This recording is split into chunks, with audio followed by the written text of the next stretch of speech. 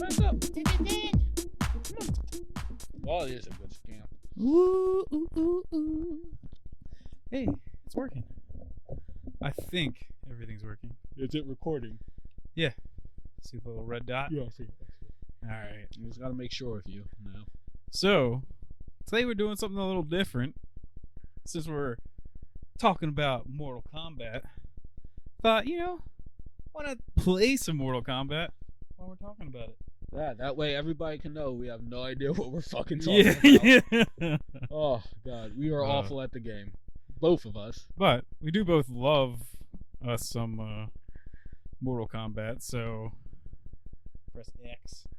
Here we go. Shoot, we got to start this off like old school, right? We gotta do Scorpion versus Sub-Zero. I take it you're grabbing Squirps. I can take Sub-Zero. I don't care. I'll be a bad guy. Well, technically though, and I actually have all these characters, so I don't know why they're not working. Technically, the Sub-Zero we have in the movie is actually Noob Saibot. Yeah. Because it's Bihan. Yep. But we'll do Sub-Zero just because. If you were going to say, no, I'm playing Scorpion, I was going to grab Noob anyways, because that's the only form of Sub-Zero I think is cool. I don't know if that's fair to say. I mean, Sub-Zero's cool, but okay. I like Noob better. So, even though we're going to be distracted, we still have to talk about this movie. Okay. So, start with the positives or the negatives? Well, it was fun enough. There's still a lot of bad, I think. But, like, hey, it's, yeah, I'm just getting my ass kicked. I don't even know if I know the buttons.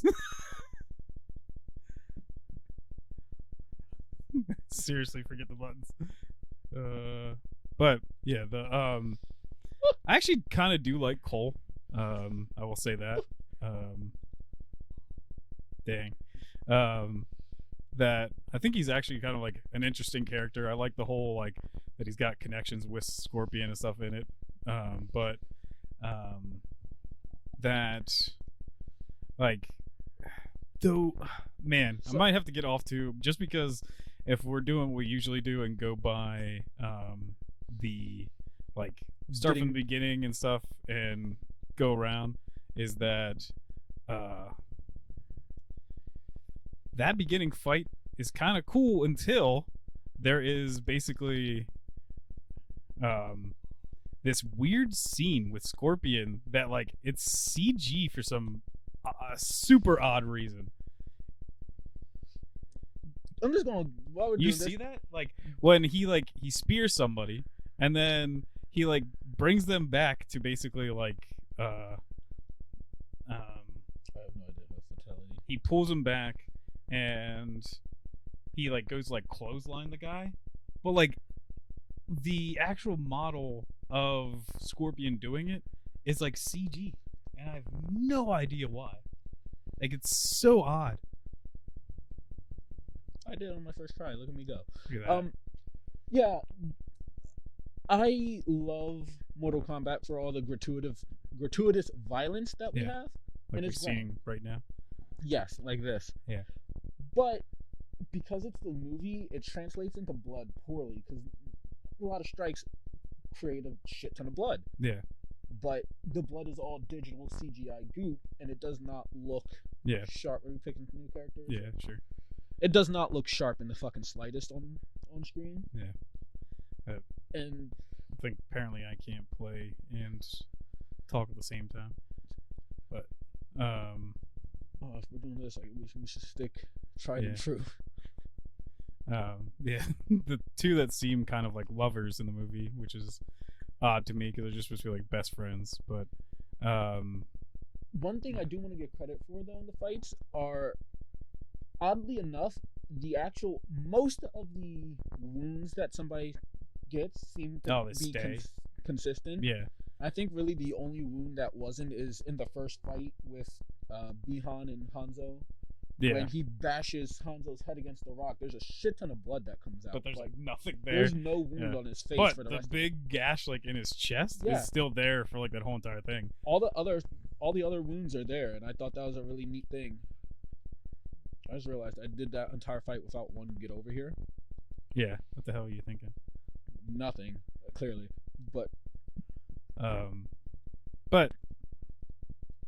the rest of the characters kind of fall flat for me. Jax is like nothing. He gets like 3 lines in the whole movie. So is what's her name? Sonya Blade. And like she gets a lot more lines, but I just don't think she's like necessary an interesting to this movie character. At all. Yeah. I really did think it was weird because they don't have Johnny Cage, and don't get me wrong, I'm not a super big fan of Johnny Cage. Yeah, but he's got a lot of character. Well, I only became a fan of Johnny after the movie. Well, no, after Mortal Kombat 11 dropped, because I really like seeing young Johnny with old Johnny, or cocky Cage with family Cage. I thought that was a really neat dynamic there that I found a lot of fun, and that's like really the only thing that endeared me to Johnny Cage.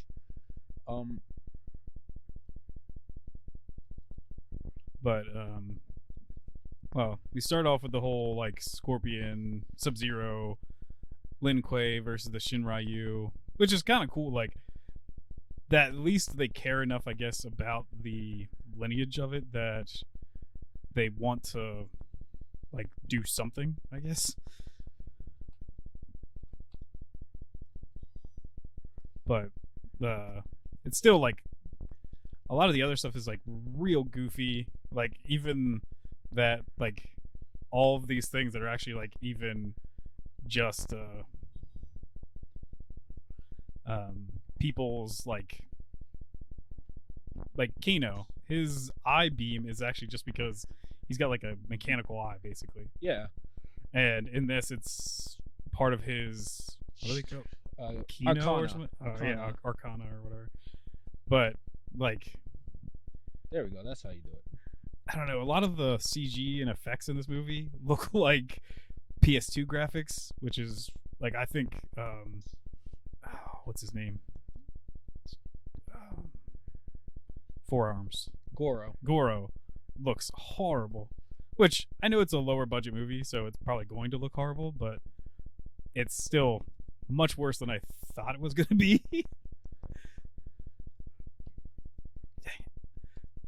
So, got on to my plan. my real problems is the dialogue on this movie is shit. Yeah. But the movie itself is fun. Let me get that out of the way. It is a lot of real dumb fun. Yeah, especially like Kano is by far the best character. Yeah, like I kept even like quoting it to other people this weekend, is when he finally does get his Arcana, which is the laser beam thing, and he's like, oh, a fucking laser beam. And then he looks at Liu Kang and he's like, it's better than a fucking fireball, you pussy. And it's just like, it's so ridiculous that I was just like laughing my ass off, and it's like so good.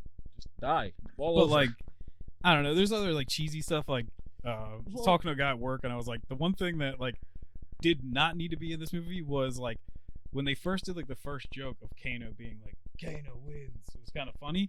But then when they do like when Kung Lao throws the blade in and kills like the vampire lady, and he's like flawless victory. And then when Liu Kang kills Cabal, kills him, and then he's just like fatality.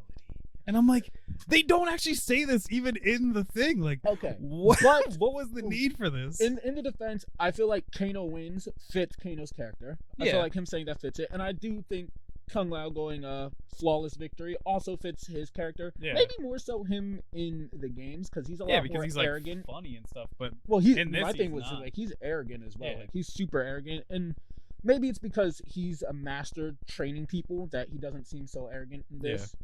But I do think him going flawless victory after actually having a flawless victory would work. My thing, Actually, I do like the fact that it's actually a flawless victory this time, because it was like the first Mortal Kombat movie. Liu Kang's like flawless victory after he defeats Shang Tsung after getting hit like 8 times over. But I don't think a lot of the, how do I put it? There's a lot of foreshadowing for, I don't want to call it a twist because it's not surprising, but the revelation that Cole is the descendant of Scorpion. I don't know how many fucking times over. But like everybody knew this. Like you could easily be like, yeah, that was gonna be the thing. And I forget how to do a Kano ball. I remember the last time we played this, that's all I really did. But there's no real reason for the constant flashbacks, and there's no explanation on any of it. Like I thought it was going to be, oh, he gets like the, I thought maybe when Raiden gave him the fucking kunai, it was going to be like, oh, he's using that to channel Scorpion, and like that end fight of Scorpion versus Sub-Zero was going to be, you know, Kano summoning the spirit of Scorpion and essentially just transforming into him, I guess. Or Cole. Yeah. Kept saying Kano. Oh, well. Crazy Brits stomping on my face or some shit. I'm sorry. Brit. I love he calls him a Russian. He's like, what is that, Russian? Does that sound like a fucking Russian? But I didn't think we needed all these scenes, especially because they don't really seem to connect that kunai into anything. Like, there's no, it doesn't seem to have any real purpose. Sub-Zero says, the blade of Hasashi Hanzo. When he sees it, but that was just his wife's gardening tool. Yeah. That he just pulled out because he yeeted his sword for some reason. Yeah. So it's not like it's anything significant. Well, no, like that's what even also didn't make sense to me, is that like it was kind of like it like wasn't special or like wasn't a weapon, but then that it has like markings and shit on it. Like there's like so many things that are just like, no, this does feel like it's supposed to be special, but then it's not. It's in no way, shape, or form anything special. So yeah, I also did not get that. I thought it was kind of weird. I still don't fully grasp Cole's armor either. Yeah, that it's a part of his daughter's like little wristband thing, but it becomes I don't even know what its awesome armor. Power is, because it glows when it gets hit. So I thought, oh, maybe it's gonna have like a Black Panther spec where it can send it back, or which it kind of does. Like it gets more powerful. But because he uses against Goro, and like he builds it up and then he punches him really hard with it. But it doesn't. I don't know if maybe it's just because this is Goro and Goro's just too strong that it doesn't show it. But they really only show him charge it up once. Yeah. And it doesn't seem to affect Goro too much because he's fucking Goro. I think that was a pretty big problem. It was kind of dumb for him to have it like that. Yeah. And then it also ends up summoning his fucking tonfus? Yeah, tonfus. How the fuck you say them? It summons those for him, and I thought it was cool that one's a blunt, one's a blade. I thought that was neat. I like that. Yeah. And I do like the design of his armor. I just don't think it's fleshed out well enough for us to know what the fuck it does.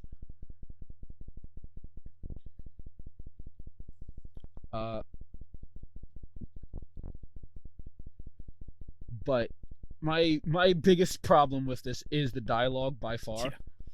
Yeah. There's nothing good at all with this writing. And I don't think the actors are really grand, but at the same time, but I also don't understand. Like I thought the actors are kind of shit because they're gonna be like, everyone can fight, but then clearly certain people you can tell who knows how to fight and who doesn't, and like they'll like, because certain fights will be like long, not really like that much cuts and everything, but then the next fight will be like 50 million cuts because you can tell the person can't fight. Like this fight between Sonya and Kano at the end, I was like, why is this even a fight? Like it's just so bad.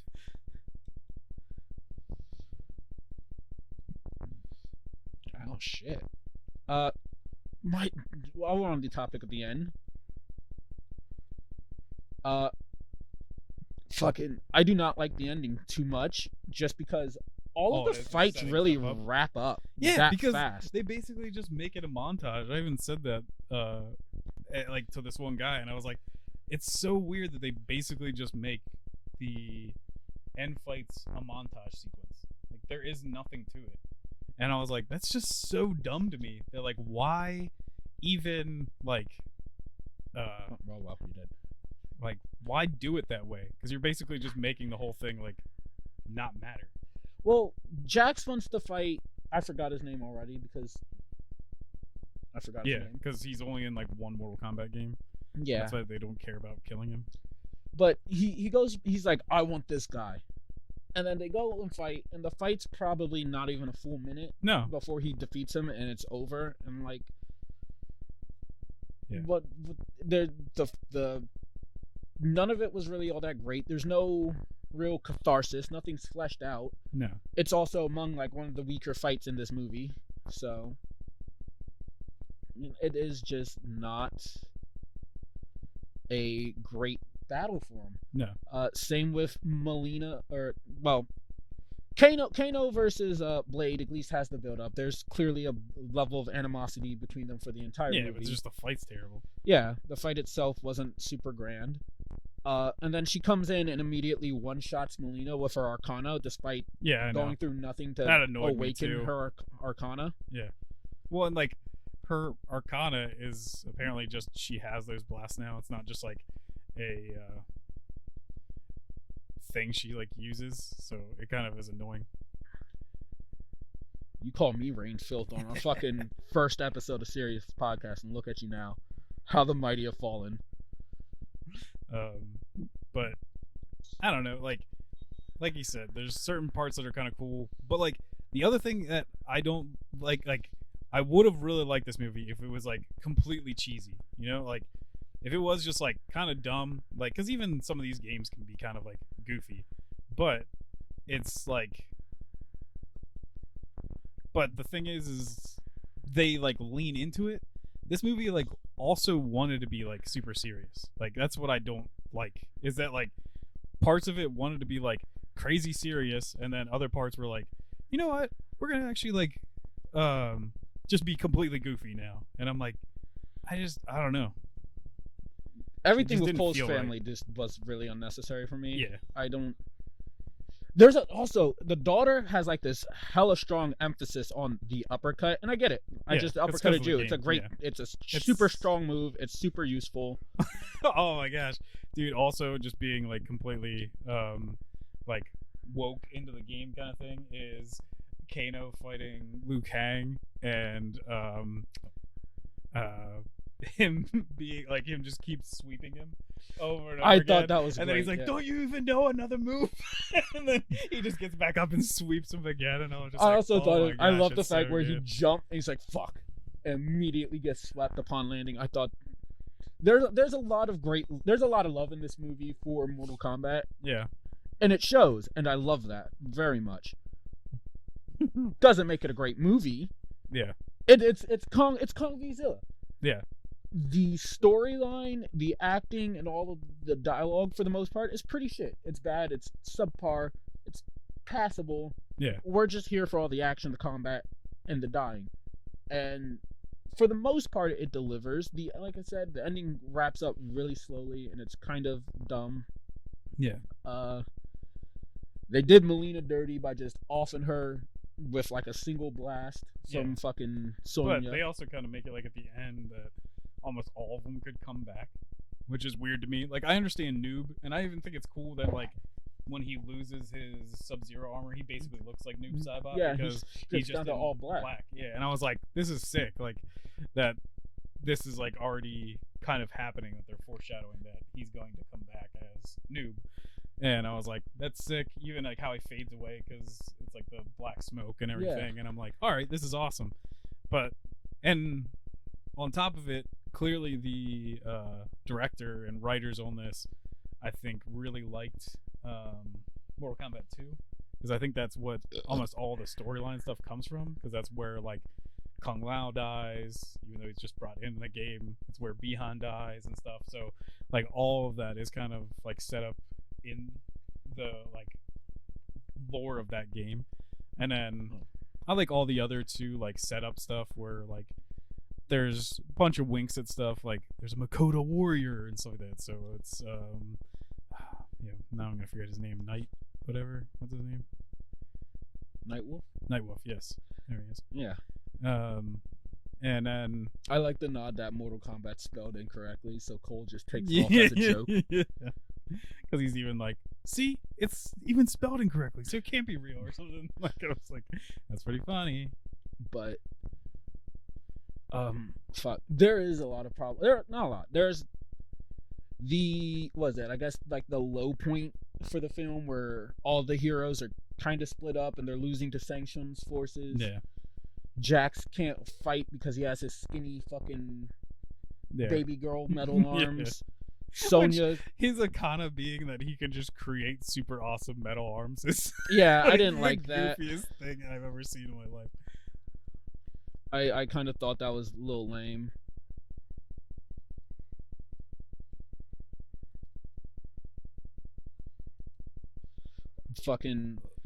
But during that fight, it's so confusing because they should all be like relatively close to each other. Yeah, but then they're just like, we are completely separated. Yeah. And then the only way we can beat them is if we separate them. It's like, yeah, I guess it would make sense if you guys weren't actually like completely all with each other the whole entire time.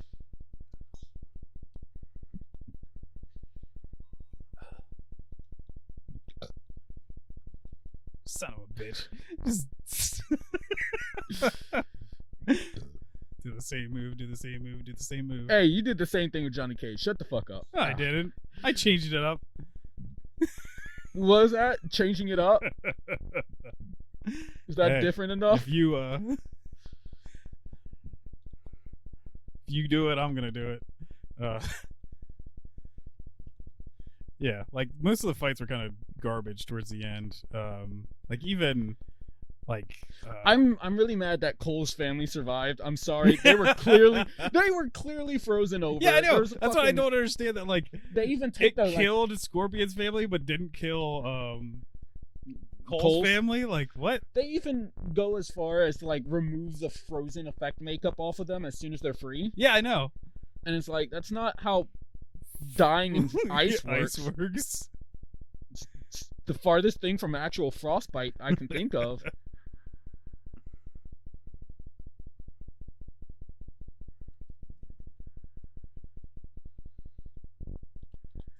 Oh fuck.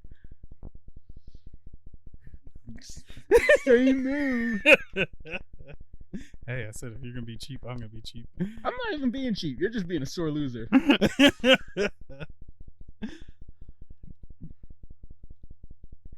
Fucking. I can't figure out how to do. I forget what the his Aibabaye. Yeah, his like Superman thing is. I should probably just look into the fucking things, but where's the fun in that? It's supposed to be entertaining right now, because so we can't just keep looking stuff up unless it's a.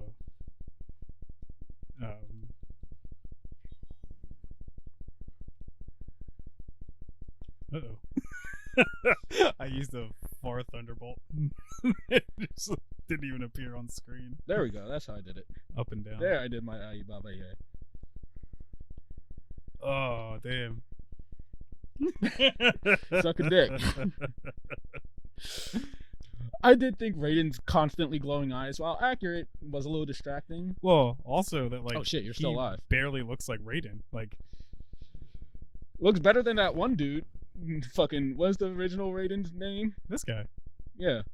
I don't know. He looks like Raiden though. Like, I don't think so. Even in this game, like he's got long hair and long white hair. Yeah, that's like the biggest thing that he didn't have was the hair, but I think he's made a much better Raiden than Nah. Fuck. I don't even remember what his name is. Yeah, I don't know. That guy. Yeah, no, not him. Or do you mean the second Raiden in Armageddon? Because I mean both. Both of them were pretty fucking bad in my opinion. I guess Cabal's in that movie. I should use that. I actually thought Cabal's costume looked pretty neat. It looked a little clunky at times, but I don't know, but it looked kind of like some of it. Yeah, it did look cool. Like I'm surprised they took on that character. If anything, like that's what was kind of cool to me is that like Cabal's not really a big, well-known character, especially to people like on the outside of it. Well, but they also did like the stupid vampire lady that's in like Armageddon or something. So I really couldn't give a shit about her. Like she was in there, and I was like, she is going to die. That's like the whole point of her. You're existence. just. But like, I feel like they kind of did that for like Melina, and I'm like, Melina's cool. Like, yeah, people know Melina, people like Melina, so I was like really surprised when. I mean, I knew she was going to die in this movie. I just thought she'd have a bigger role. Fucking mash buttons, because I'm like trying to think, and all you're doing is like just mashing buttons. I'm not mashing buttons. Yes, I'm you are. Combos. All I can hear is you going. It's called combos. It's not combos. I'm trying for combos at least. I'm trying to actually string together attacks instead of just doing power moves and uppercuts. But that's also what you're getting out, because you got like all of the uppercuts on me. See, but that's what I'm trying to do. Shit like that, where it's like a whole string combo. But you have no idea what they are. I know. That's why you're just mashing. You want this shit to be or what is it? What's the word? I already forgot it. Entertaining. So I can't go like in and stop and like, oh yeah, this move, this move, this move.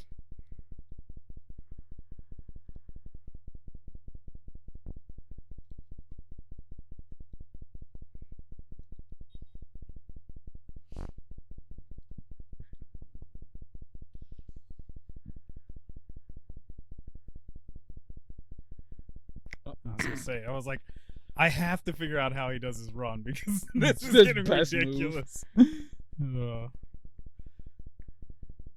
Yeah. So when Kano spits a loogie in that fucking, why did they zoom in on it? Am I the only one who thought it looked like nut instead of a loogie? Well, I was just like, why did you even need to do this? Like, it's just like one of the dumbest things I've ever seen in my life. Like, why zoom in on a fucking loogie? Like, we get that he spit it. Like, I don't need to get like a dumb joke that he spit it in the hand of a really surprised gnome. Oh my gosh, guys. Only for the gnome to be what killed him, which I thought was really stupid as well. Yeah.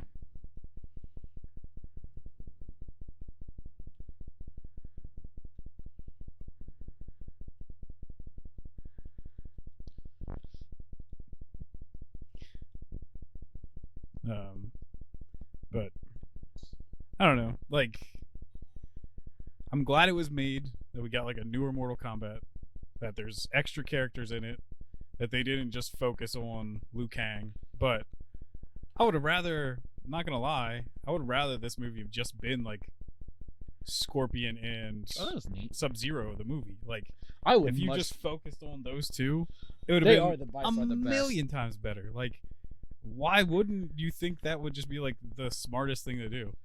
So I want to know, is Sub-Zero going to be able to like come back in these next movies, since this one seems to be like, oh, he only returned because of his thirst for revenge? Like, or you mean Scorpion? Yeah. Did I say Sub-Zero? Yeah. Fuck. I feel like he will, because he even said like, you freed me or whatever. So yeah, like, I took that as like the whole him being freed from his like eternal pursuit for revenge. I don't know. I feel like he's like released unto the world now. Like, he just exists. But I don't know. It could be that he's just stuck forever, like within the, I guess, hell. Which is also like, I guess it was supposed to be a cool line, but to me it was kind of dumb when he's like, you thought I'd burn in hell forever or whatever. Well, it's in Japanese, but he's like, but then I learned how to like master it or whatever. And I was just like, that's kind of dumb sounding. Like, I like that they added Scorpion's skull face thing in a rather unique way. Yeah. But I also found it funny that Scorpion, like 3-4 times during that entire scene where he returns as Scorpion, he's just like, I must say 3 words. And then put my mask back on. I must say more words. Well, I feel like the one was just because they didn't want to like actually have to like voice act or like show the transition from him getting like skin back. So they're just like, yeah, we'll just have him put the mask back on. Which I was fine with that. But just not that like it had to be every 5 seconds. Yeah, it was just like every time he fucking decided to talk, he's like, I am Sub-Zero. Sub-Zero. Yeah. I am Scorpion. I was like, all right, cool, whatever. I guess that makes sense.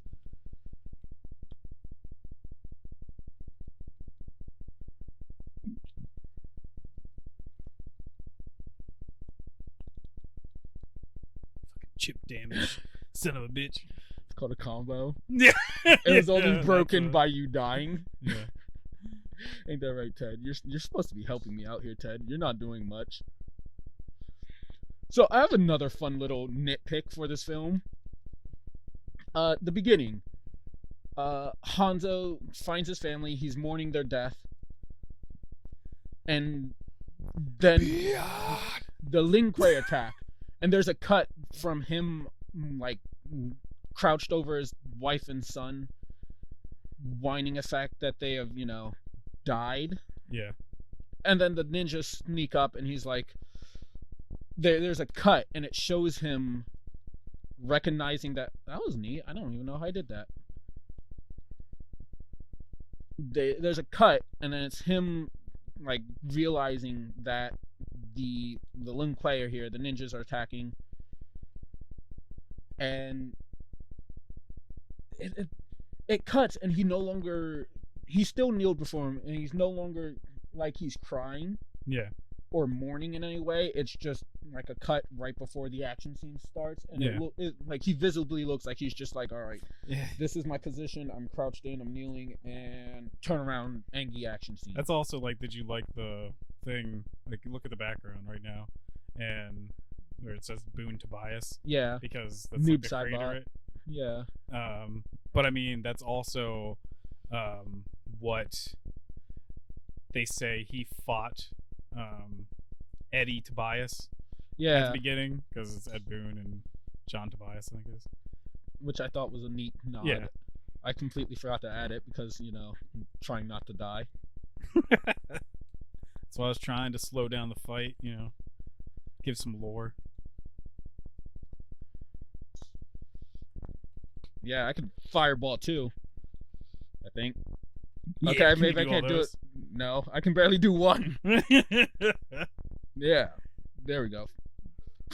I already forgot how I did it. I just remember that there's like the action things or whatever, like the it's been a while since I played this game. That they have like the things where you can like extend the moves.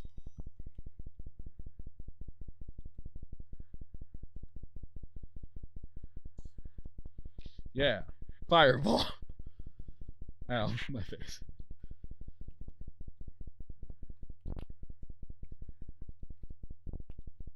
Dang it, I would have ended this with a bicycle kick. That's the second best thing. But I'm so distracted by this. I have no idea like what I keep want to bring up. Back, forward, back, X. Oh, I guess it just goes back down to what? Like, dialogue issues. Maybe I think you have to be at a certain spot in the stage. I tried doing the stage fatality.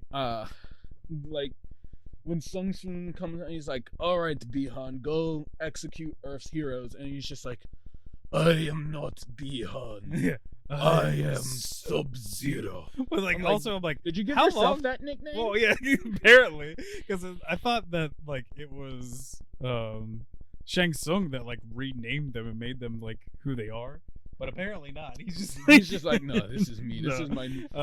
I gave myself a cool nickname. Yeah, like I honestly, when I went into this, I was like, he's gonna go by Bihan. He's gonna like encounter the Earth heroes, and like somebody on Team Earthrealm will be like, "Oh, Sub-Zero, what you got, little bitch? Is that all you got? Ice and yada yada." That's a cool nickname. And then that's just like going to be the nod, the way they nod to. Did I just spit in your fucking eye? That's why it's kind of like a nod. Yeah, but I mean, then it should have went into goddamn Thing's eye, not his fucking hand. Yeah. Hold out your palm so I can fucking spit in it. And then I'll kill you. I can Liu Kang sweep as well. How do I Kano roll? Yeah, no, I couldn't figure out how to do it. I forgot. Hold on, I gotta pause it because I have to hit the Kano roll. It's my favorite fucking move. Kano ball. Whatever. Yeah, it's in special moves, probably. Oh yeah.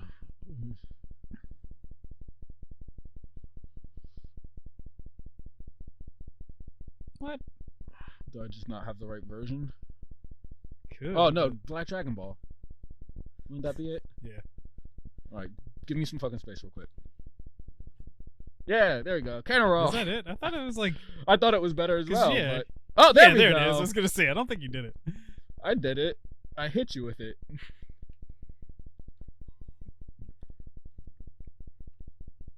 Ow. Kano ball. My favorite move in all of Mortal Kombat.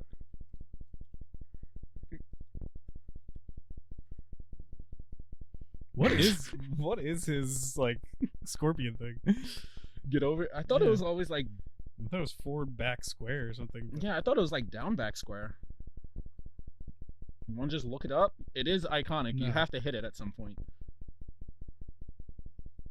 You got this. I believe in you. It's a triangle? What the hell? I'm trying like a bunch of. Okay, we're gonna look. Thank you. That's annoying. Special move, spear. Yeah, what the hell? Backward square. Yeah, that's what I was doing. Just doing. Trash. Okay. Okay, now do it. All right, I had to let it happen once. It's like, you know, the move. Look at that. That's a combo. That's opening myself up. Yeah, how's that for a combo? Kano ball. Kano ball. Oh, I never actually cared for Kano much in the game. I thought he had like some funny intros and stuff, but ow.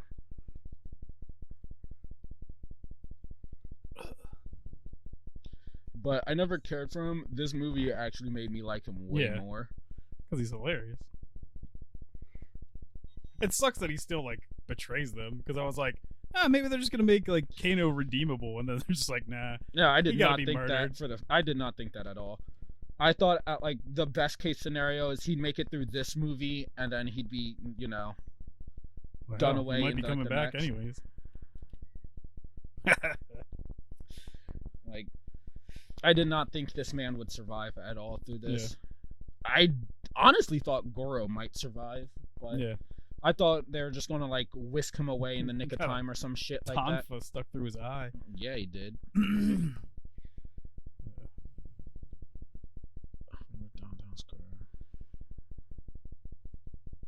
Oh, cool! I did it. Yeah, like all in all, it's kind of like a stupid fun movie.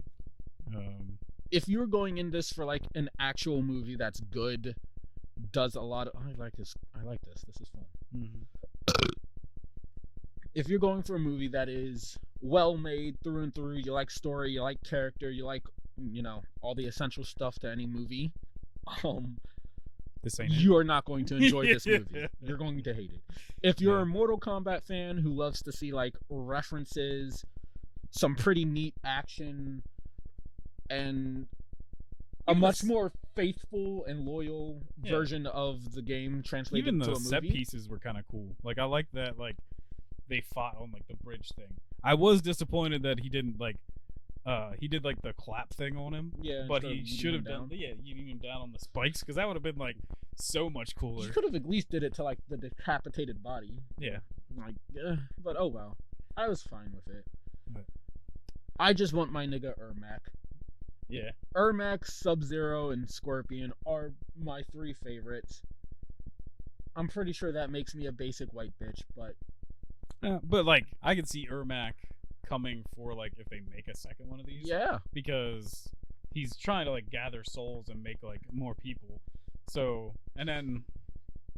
I don't know, it looks like they're trying to maybe find Shao Kahn or something. Like, it's weird that they're like, there's like these weird dig sites going on and stuff in the background of like Outworld and stuff, and I don't know what really is happening. Like, looks like there's plenty of story that's gonna be going on, but we get none of it. So it's like, I don't know what the hell's happening, but something is. I thought Reptile was pretty cool in this. Well, his design. I don't even think it was Reptile. It's. I don't think it's the ninja version, but it's one of his race. Yeah. It's like Baraka. Yeah. I call every carton that comes on screen Baraka. Yeah. Even if it's not Baraka. Yeah. I still thought it was really neat. I liked how they did his active camouflage, which that was the thing that stumped us when we watched the trailer. Yeah. Trying to figure it out. That was him going invisible. And then, like, I even kind of like Cole's armor. I like his armor. It's just it's weird. It's not well defined. It's not well explained. It's very confusing, and I don't think it's super consistent. I almost feel like they should have just stole what's his name's son and made it him, like the guy with like the whips and stuff like that, like the Takeda, something like that. Yeah, because he trains under Scorpion in the Shirai Ryu. Yeah. So it's like it would make sense that you're just like. I would be almost okay if you just stole his son and made him that character. Because, like, I don't even see, like, Ed Boon and them being like, you know what, let's throw Cole into one of the games. Because he's, like, not that interesting enough of, like, a fighter. Like, I guess that he has Tonfas makes him kind of interesting. But, like, are you going to actually... I guess you could with, like, because Jax, even in this, has the things where he, like, heats up his arms and then you can wield it. So I guess he could have that. I don't like the Arcana just because a lot of it's incredibly undefined. You can't quite tell what all somebody can and can't do with it. Like, you know, Liu Kang has maybe not mastered. I'm gonna say mastered, but you know he probably still has room to grow. Yeah. But he has complete control over his Arcana. He can throw fireballs. He can have fire sit in the palm of his hand. He seems to have complete control. Gigantic dragon. Yeah, that weird dragon shit that he has in the games. Kung Lao seems to have full control. He has his magic hat that he summons and like which I did. Through. I was at least. That's one of the main things I was actually really excited about this movie is that they commit with almost all their powers. Like there's no dancing around it. Like I still love the first Mortal Kombat movie we got for like the cheesiness of it, and there's some like fun spots. But they like almost don't lean into anyone's abilities. So, and then even making like Scorpion's thing like a living weird thing just because they couldn't make him like throw a spear with a chain on it. But that they lean in hard. Like even Kung Lao, like I was almost not expecting him to have like the teleport hat stuff. Like Kung Lao's entrance made me laugh. Yeah, it's like it's supposed to be cool and triumphant. But it's neat seeing, like, Liu Kang's being sieged. He's about to get hit, or probably killed even. And a hat fucking loops around him. The hat shouts, on your left. And then it swings in, hits him, falls to the ground, starts spinning, rises up with Liu Kang in it. And Liu Kang just does, like, a flurry of, like... Lao. Yeah, Kung Lao. Look, names are not my strong suit. But Kung Lao fucking yeets himself up through the hat, does a flurry of, like, action kicks to nobody. It's just... that bravado, the gesturing, and then he lands, and the music's triumphant, but it looks so silly with him just like popping out the ground like a Power Ranger and doing these kicks, and then hitting nobody with any kicks. There's nobody around. He just does it to show off, and it looks cool. Don't get me wrong, it's cool, but the whole thing just made me laugh upon seeing it. But you know, there's a lot of powers that Liu Kang's hat has, or Kung Lao's hat has, Liu Kang's fire have, but Kano just has an eye laser. Yeah. Cole has an undefined armor set and some tonfas. Yeah. Sonya gets her purple phaser things, but they're just like part of her. Yeah. Because even I think when they say like, "Oh man, cool, you got your power," and there's just like little purple rings around her wrist, you're just like, "Why?" Which, you know what, I was okay with them translating her ability into that. Yeah. I'm just more mad that she gets her tattoo. They're like, Arcana can only be chosen by like the champions of Earth Realm. Sonya, you don't have the dragon mark, which means you're not a champion of Earth Realm. Yeah. Therefore, you cannot unlock Arcana. She kills Kano. Kano's tattoo transfers onto her, and then she just arrives and Arcana blasts Melina to death. Yeah. She's gone through none of the training. Maybe if you like had her training with Cole and Kano, you could at least argue like, oh, she underwent the training. She just needed to gain the tattoo. Like, yeah, you made it so hard for Cole to get his power, but then Sonya just shows up and she's just like, I got powers. Yeah. Just like, so you completely like trivialized everything that he went through. The entire movie. And then Jax has the ability to just summon awesome metal arms. Like, I don't quite understand what his arcana is. Well, maybe before, just because he had awesome biceps, that's what he was summoning, just regular skin biceps. And then it now just translates into metal. Metal, yeah. He just Jax is kind of a letdown. Yeah. I know it's not his story, but I do like the fact they kind of went into like his little mini rehab with his baby arms where he's trying. Yeah. I didn't think it was well executed or anything, but don't get me wrong. But I like the fact that they leaned into it. They tried to show it. I do like his new arms, his actual, not kinky little baby arms. They look cool. The scene of him transforming them are dope. Mm-hmm. Him unlocking the Arcana seems to kind of tether into like their Arcana training. So him gaining it just wasn't like too bad. Trying to save her, but then she's also like completely fine. Yeah, like nothing has happened to Sonya Blade when a giant piece of a hand fell on her. Which I was like, all right. At first, I thought she was like crushed under it, and then he had to like get it off her. And then they do it and they show it, and she's like clearly not crushed under it. So I thought it was like in the fetal position, just like fine. I just thought maybe it was like, oh, it's like hovering on. It's like on like a stand of rocks or something, and it's like a ticking timer of. It's about to crush her. Like if he doesn't get to it in time, it's going to crush her. They didn't spell out any of that because you can't even see. Well, I went back and like rewatched that scene, and no, it's not the case. It just looks like it fell on her. He lifted it off, and she was A-okay. Yeah. So it's really confusing. I think I'd much rather have just liked it if the fucking monks at Raiden's temple just gave him new arms and just waved it away as like some wushu magic shit. Yeah.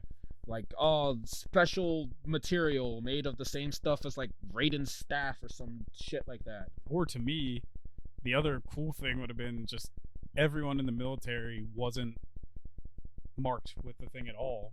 And they just used military technology to fight. Like, that's literally how this is like the people without abilities had to modify themselves to fight the people with abilities. Basically. Yeah, but I just in this movie, he's brought to like Raiden's temple, and these motherfuckers aren't about to be like, here's fucking adamantium arms and a 50 cal. Yeah. Don't forget your Uzi, AK, and fucking. I wish he would have had his grenade launcher like he does in this. Yeah, like I didn't expect him to get set up with all that, but I feel like they could have gave him just like bullshit around some like mysterious metal that they coat his arms with. That's what he uses to fight, and then his Arcana can be either like when he heats his arms up, or that weird purple energy that he has like in the games, like everybody else. Like pounds the ground and stuff. Yeah, like we didn't get any ground pound stuff out of. We didn't get a saxophone break from this man. What the heck? The music was a lot of fun.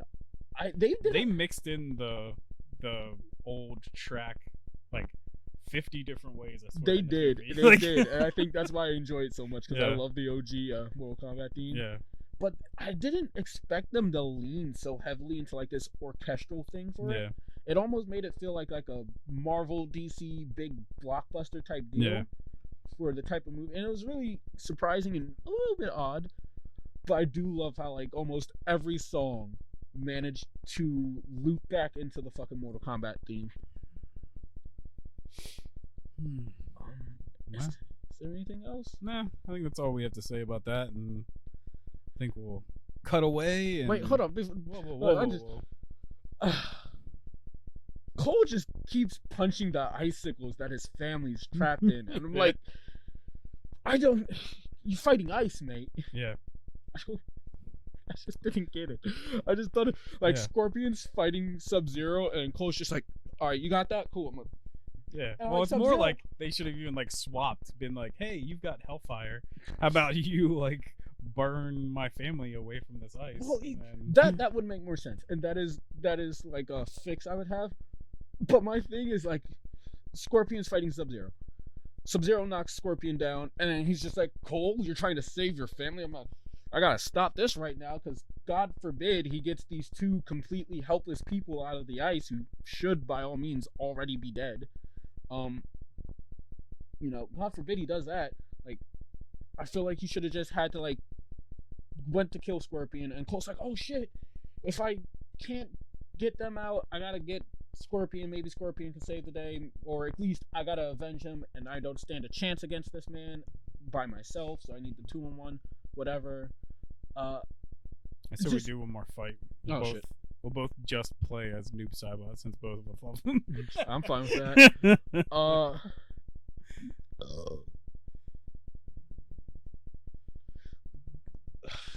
I'm also pretty surprised that they made Sub-Zero like the big bad in tag. Like Shang Tsung is his boss. He's the true big bad. But he absolutely does nothing. Like even when he shows up, he's just like, well, you think you got me this time, I'll come back. Shang Tsung is essentially like the Thanos, where he's going to be saved into his own movie or some shit like that. While Sub-Zero is just the big boss of this movie. He is the end game boss. You really that worked out for me. And I was really surprised they did that because, you know, you have fucking Goro. Prince Goro's in this movie, and you really made Sub-Zero your big endgame guy? Well, they made more like Goro's like an idiot. Yeah, they also did that as well.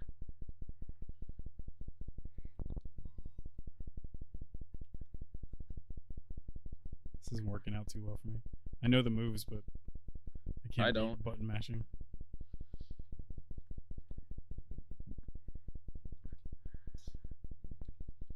I don't even know what that was.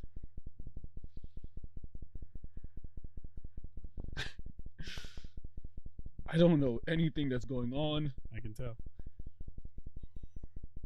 How do you do any of... Oh, God. Did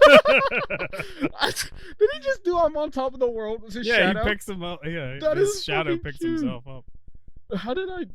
Oh, no, go away. Suck a dick.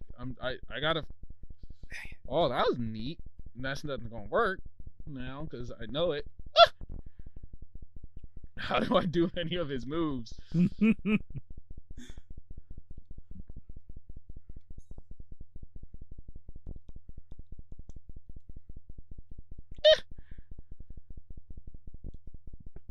man, he knows the anti-air. The anti-air equation.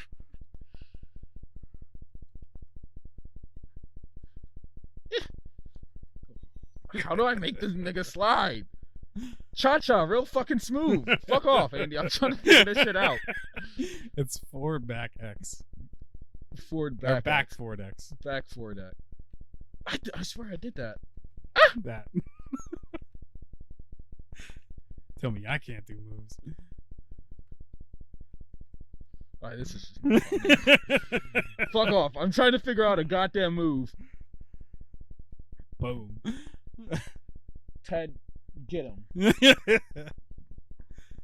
I never noticed that Mortal Kombat doesn't really like push you back when you're in the first fight thing or whatever. You know what I'm saying? Like a lot of fighting games will like kind of like reset you. But I guess Mortal Kombat doesn't really do that.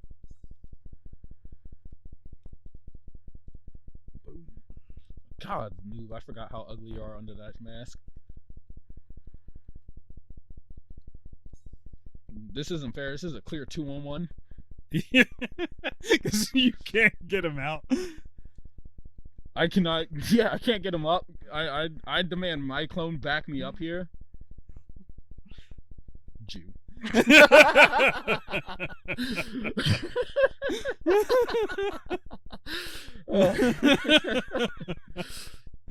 I'm getting mugged by a black man. Somebody help.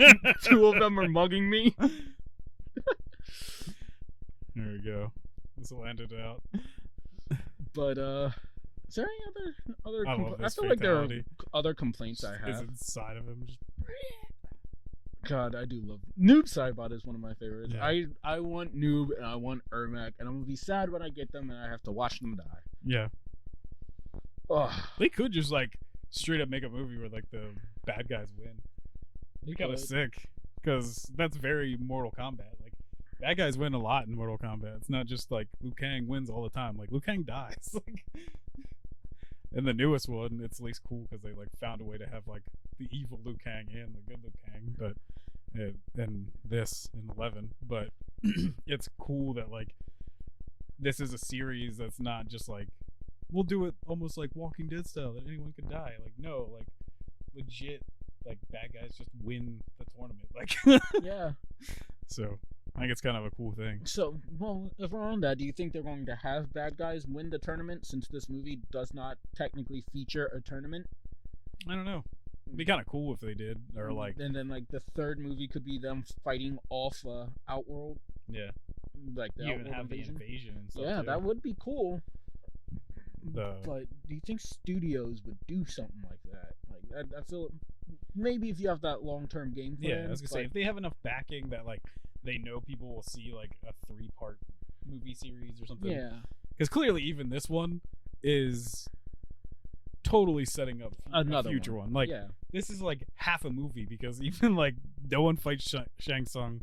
They're just like he's just like I'll be back, and then you get no Ai Baba Yays from Raiden, which is a necessity. Even the end of it, they're just like, yeah, I'm going to Hollywood, cool, and you see the poster with Johnny Cage on it. And stuff, apparently, Miz tweeted out that he wants to, he'd be a perfect fit. Dude, for Johnny the Miz Cage. Would be perfect for Johnny Cage. Apparently, 1,000,000%. I don't remember if it was Boone or Tobias, but one of them was like, I endorse this. I can do this. And I'm just like, I want it. Yeah. Like, he's just, like, his cockiness and everything just fits. I came to play. Yeah. Put that man in the movie. Yeah. Do it. Yeah. I would love that. And then they could even, with a WWE person, they can just get funding from WWE from, like, their production studio. So, bam, there you go. Always have Goro survive and then just cast The Rock to play him. No. That's Scorpion King level CGI of The Rock, but with 4 arms. Yeah, come on. Yeah. Well, no. He'll come back and he can be the Scorpion King. No, what's the guy that's in this? Mantar. Oh, we can. Yeah, we could have him. But I mean, what's the big guy from this one? That like the sand guy. Garrus. How the fuck you say his damn name? Gyro, that nigga. Yeah, Gyro. You know, he could be a good gyro. Greek food. Yeah, the Greek god of rock. Yeah, that guy. All right. Well, I think this does it for our MK talk. I think I'll cut, and then we will jump into our talk about Falcon and the Winter Soldier. Get out of the way.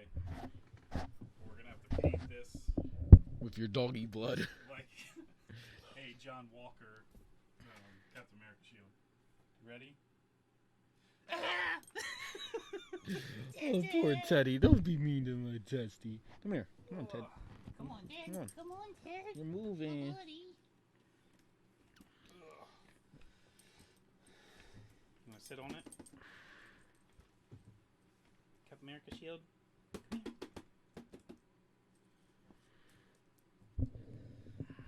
So what's up, everybody? You know, I know you thought Sam Wilson was Captain America, but we couldn't have a black man do it. So so we gave it back to the whites. Gave it back to a more white guy, an even whiter guy. Me. Do you want to know what it feels like? Sure. Okay. I want to murder children. You don't put this back here? I have no idea. We might just get murdered. Oh, dear God, Teddy. Maybe not. No? Okay. Well, Ted, hold it. Ted can hold it. Ted, you want to hold it? You want to hold it, Ted? All right. So. All right. What's up? The finale Come on. You're free to sit on me. Captain the Black America. Falcon and the White Wolf came out this Friday, as well as Mortal Kombat. I frankly loved this episode. I already watched it 4 times. I cried multiple times during it because, especially the stuff at the end It really gets me. Okay. Well, you know what? While we're at the end, Yeah, I didn't cry at the start at all. But goodness, dog. I don't know if you've noticed, they gave extra proof to my fucking theory. So, spoiler alert, we're jumping clean to the end first.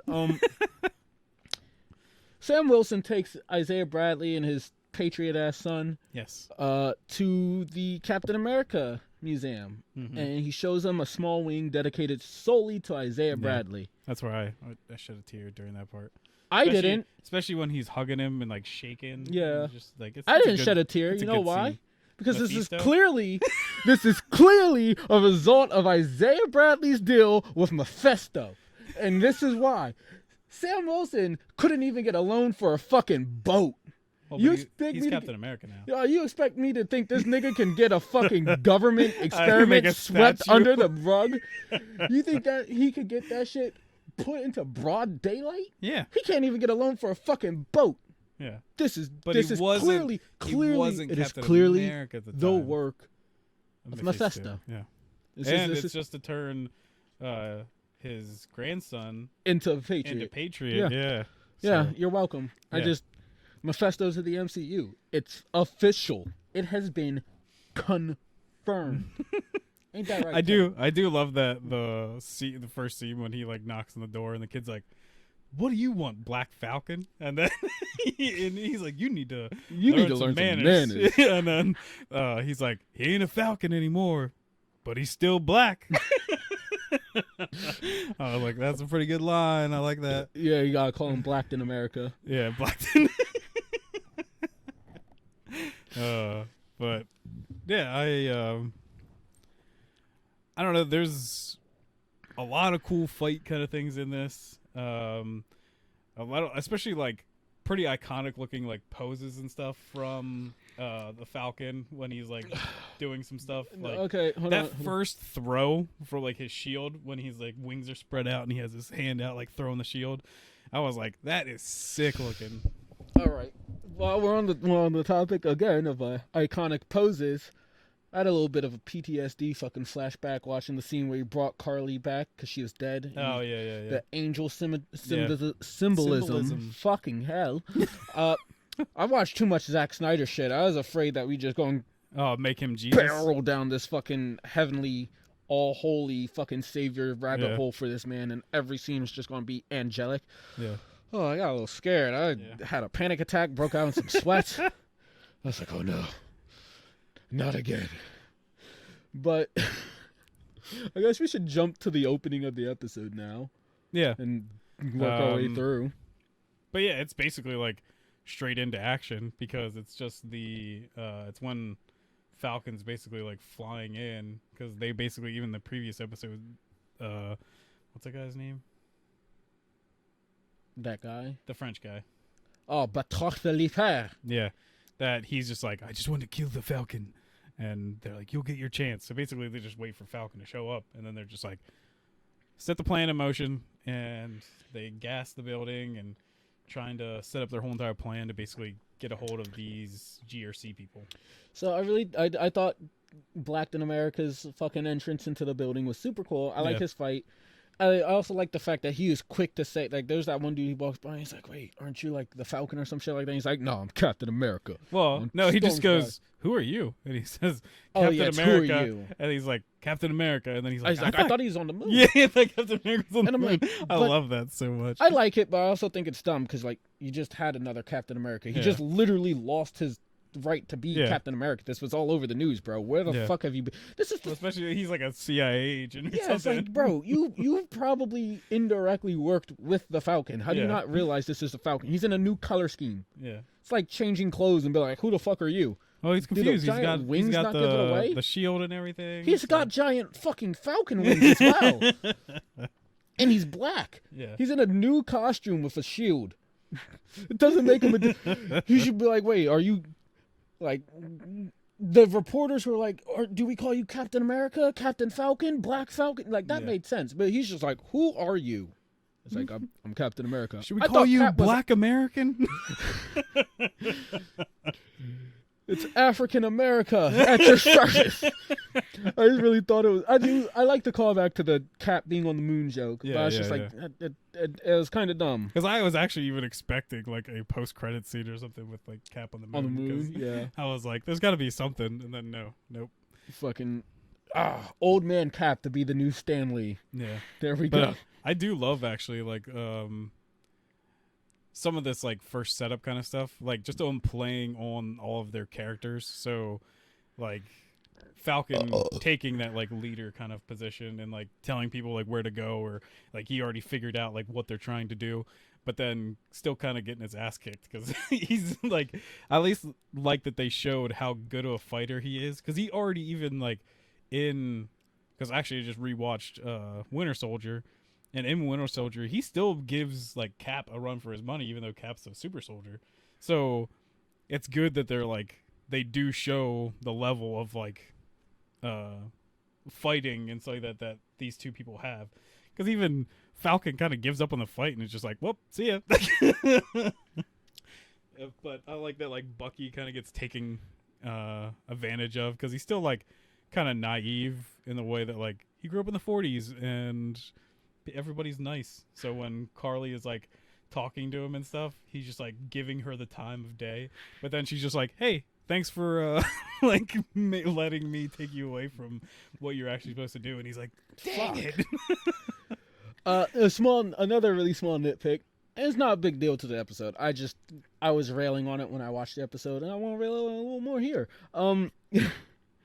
So when Bucky's first entering the crime scene, or the active scene, one of the guards is like Sergeant Barnes, which I thought it was like a nice little nod, so that he's still respected and everything.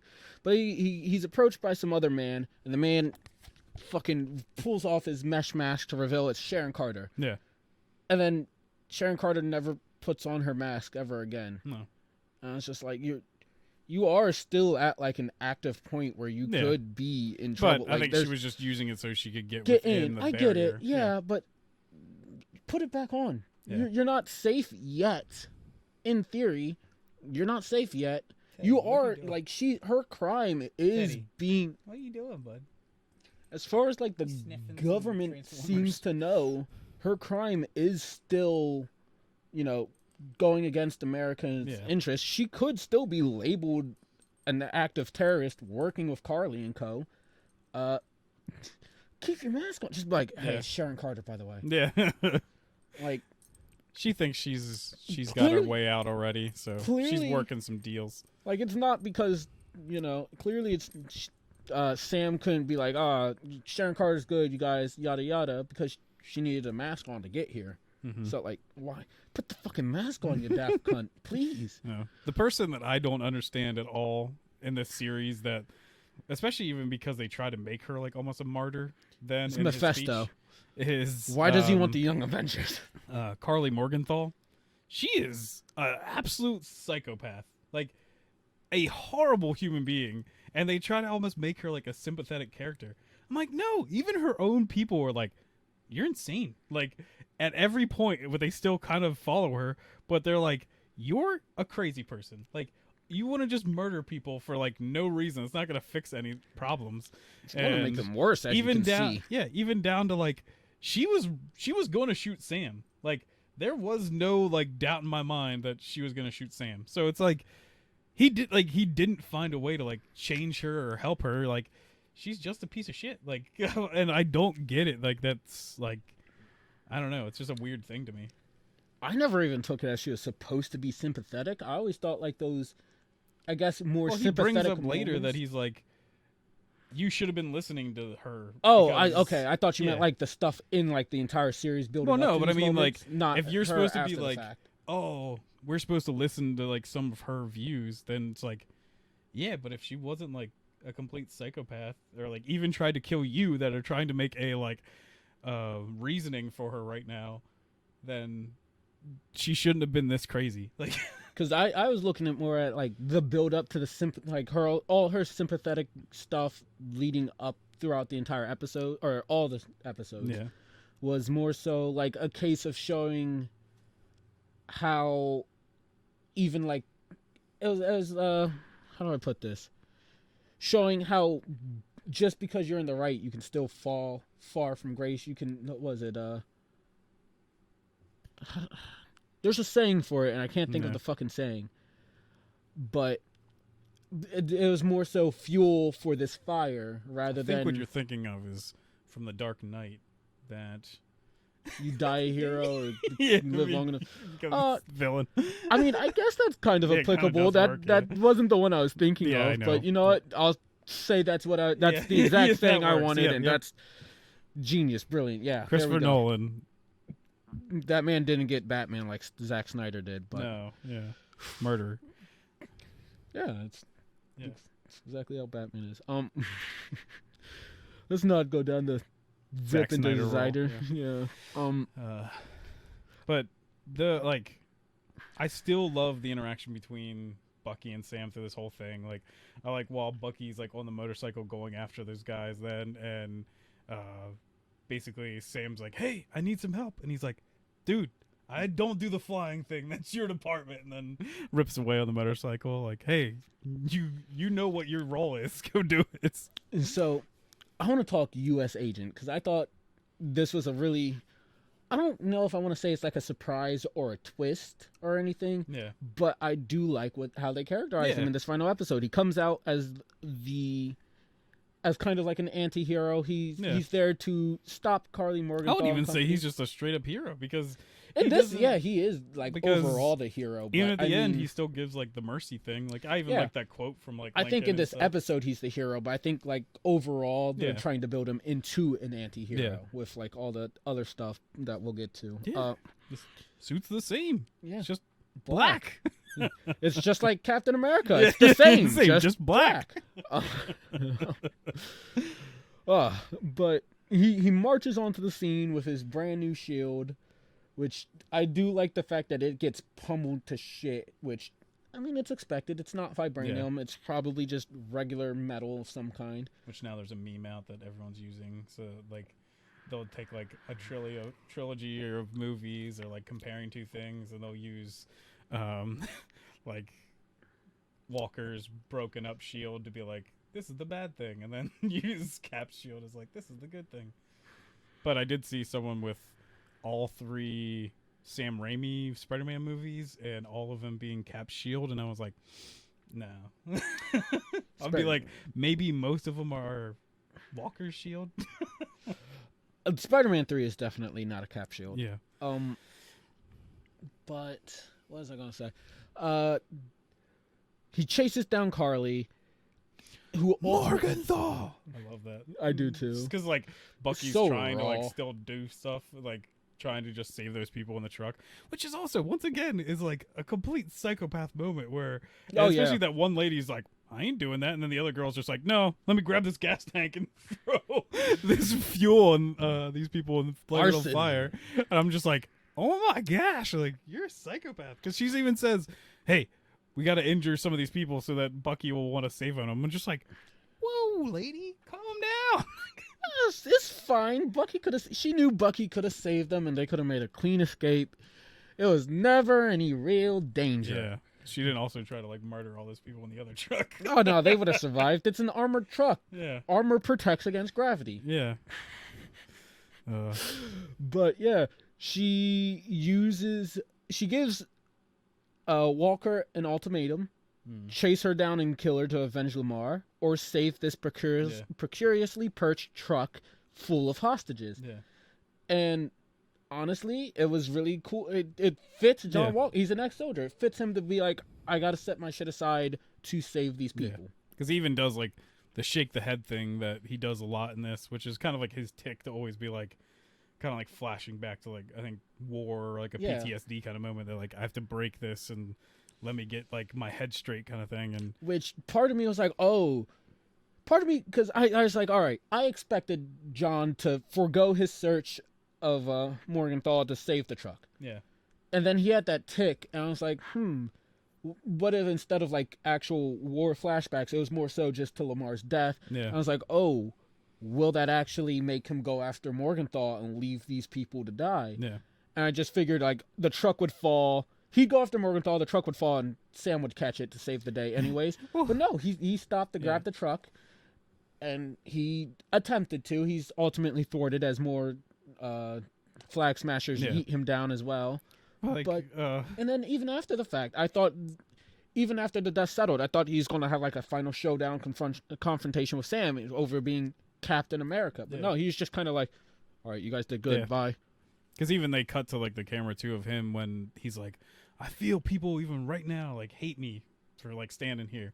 And then he even kind of like shakes his head like, yeah, like, I hate you. Yeah, like I get it. I get what you're saying.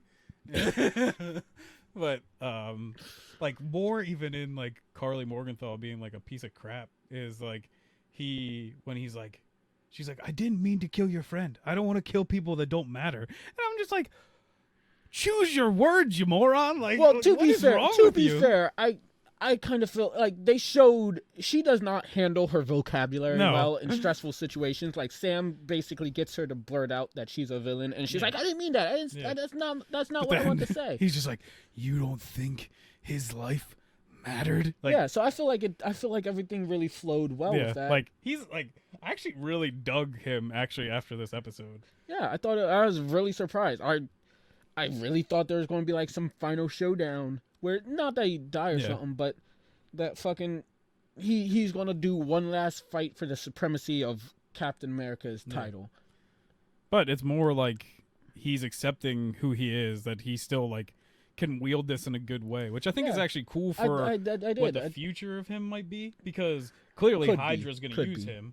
Fingers crossed. Clearly Hydra's gonna use him, and I think they're just gonna use him as being like a patriotic soldier that like wants to do good, but they're gonna use that against him by basically like making him do stuff that he's gonna be Captain America and Winter Soldier, but like instead of rebelling against Hydra, he's just going to be ignorantly following orders and doing bad.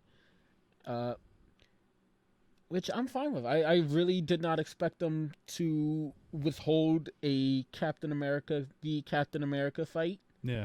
So, Captain America 4 is apparently being made. So there's another series being made. That's why even like the rename, they already said that they're gonna make they got Captain America and Winter Soldier. So it's gonna be another season. I forgot all about that. So. That's cool. Where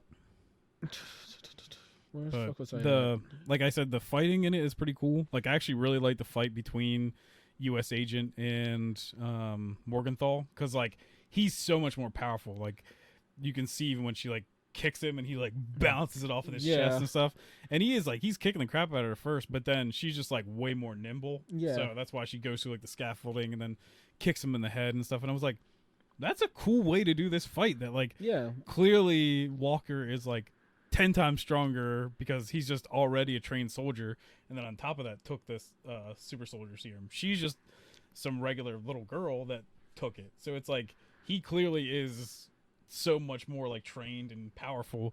So he was just like beating the hell out of her, but then she gets away with it by being just like small and nimble. And even like a lot of the fights with Bucky and stuff, like I like when he's fighting like some of the other like super soldier people. I like the launch off the bike thing where he like breaks and throws himself, and then even like against the guy with like that's using like the beam and like steals it away from him and then just like freaking rocks him with it. I also like the fact that I don't think Bucky has dropped a single thing this entire fucking series. Like somebody I can't remember if it was Carly or just another flag smasher, but it's like somebody throws, I think it's a beam or like that telephone pole thing at him, and he's just like, she throws a an iron rod for like building the construction site, and throws it, and he's just like like I don't think I remember he did it with like the knife, and I think he's done it with like 3 other items where he's just like somebody throws something, he's just like done. And just even like the stuff in the air, like they really thought out some of the cool stuff with him using the shield while still like flying around as Falcon. Like when he does like the roll thing and throws it, like has the shield like that between his hands, and then he like rolls it and throws it. I was like, that's freaking sick, when he like beams it off the side of it to break the door to then go grab the guy. Conspiracy nut time. Well, hear me out. This one is a lot more plausible than my already confirmed stuff that I stated. Yeah. Because I definitely, So at the beginning of the episode where they throw the gas down in that room, that little grenade or orb or whatever, I'm pretty sure I'm just looking way too far into it, but tell me that's not reminiscent of like Green Goblin's bombs. That's what like I was it looks too. 1 to 1. Even like the designs and the stuff design, like the color, the effect. Like I just really just like, could this be an Oscorp nod or something like that? Could be. And can't get weapons from Stark Labs anymore. So you gotta get them elsewhere. Yeah, that could be a great way to build up Oscorp. Is just like, without Tony Stark Industries is kind of plummeting. Yeah. I don't think there's anybody smart enough or brilliant enough to really keep that afloat outside His daughter. Isn't she like way too young? Yeah, I know. All right, yeah, and she's got a hyper brain too. I guess, and I don't think Pepper is necessary. Like I know she can run the business half, but I don't think she can keep their stuff so far ahead of the competitors. Yeah. So either you could have like Oscorp buy them out, and then Stark Industries just becomes Oscorp, or this is just the opening Oscorp needs to rise through the ranks and get to the level of Stark Industries. Yeah, so we can get the Iron Patriot that is Norman Osborn. Yeah, and all this other stuff as well. So I just thought that was a really neat thing that I'm hoping bears some fruit. I hope it's more of an Easter egg and a foreshadow than just rehashed designs. Yeah. So, how do you feel about the speech that Cap gives, like Sam? I get that he's right, but I'm just like, so many of your things, like you keep pointing to things that don't matter. Yeah, because like even you being black Captain America. I'm sorry, Captain America being black, the shield going to a black man. They really try to make it matter in this this series, but it doesn't. Yeah, well, because even like, that's what I don't get too. Like, and people on Twitter even kind of like hearkening the same thing, where they're like, why? Because like, why does Sam even bring it up that people are gonna like hate him for basically being black when basically every single person in the movie is like cheering and like happy that he's like doing stuff. More people are going to hate him for being Captain America than for him being black. Yeah. Like, if anybody's going to hate him, it's because he's the symbol of America, and a lot of people hate America. Yeah. They're not going to hate him. Yes, there are going to be a handful of racists that are like, that damn nigger picking up the fucking Star Spangled Banner. Yeah, you're going to have that. That is inevitable. Yeah, because like even but there are also people that are like, oh, another white person picking up the Star Spangled Banner, blue eyes, blonde hair. This is fucking. Racism will exist no matter what. There are people that are going to hate you for your color of your skin. It sucks. It's not a good thing, but you're focusing so much on the race aspect and not on the fact that America is really just kind of a broken system. Yeah. And you are parading that broken system. Because that's around. why even that is like, the bigger problem. Yeah, because like my brother was kind of mad at like the whole thing, like, oh, it's way too political. But I was like, he did say some good things. Like, I even like down to like the senators and like that business lady, like, and that's right. that they don't have any connection to like real human beings. I was like, it's a big problem, especially in our country. That is true, and I feel like most of this should have been constructed more so around that idea rather than race. Like that is a much stronger point than people aren't going to like a black Captain America. Yeah. It really should be centered more so on the divide between classes, people as a whole, disparity. Like you have Carly Morgenthal's entire philosophy, which in a sense she's right. Like her cause is right. She's just a psychopath going about it. And I'm sure you could have had a parallel or something for Sam to be going through for his arc that would actually fit with her ideology. That like isn't just I'm black. Or just pulling up the reason that like Captain America always has been an average everyday man. Like it's still he might be like blonde hair, blue eyed, but he was just a kid picked up during the draft. Like he's not, just a man with a heart of gold. Yeah, like he's not that he's like a politician or like sees himself as like super high and mighty. He's just a guy. And like that should be like what you're taking on, or like that should be the big takeaway is that like they didn't need a soldier like person like Walker. They needed just a normal individual that cares enough to like fight.